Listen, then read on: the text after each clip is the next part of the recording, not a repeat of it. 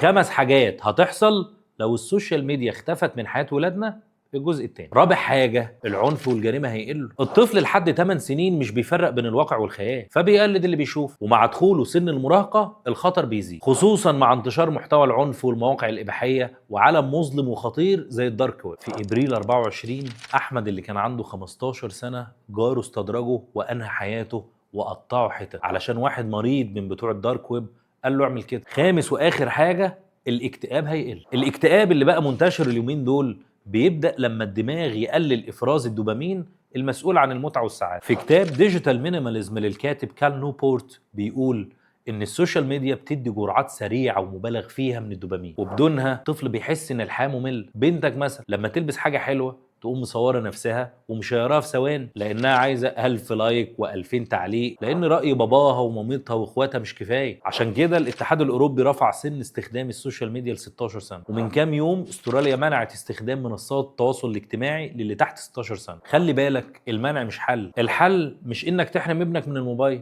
ولا تجيبه له وهو عنده 6 شهور. الحل ان الموبايل يجي في سن مناسب، ولو معاه يبقى تحت رقابه حقيقيه. بس خلي بالك، ما ينفعش تقلل وقت الموبايل وتسيبه فاضي. تشغله برياضة، بمهارة، بقصة، بخروجة، كورس جديد، أو حلقة قرآن، أو يتعلم القرآن الكريم. الموبايل مش مشكلة، المشكلة إن إحنا سايبينه ياخد مكاننا في تربية ولادنا. خلي بالكم من ولادكم.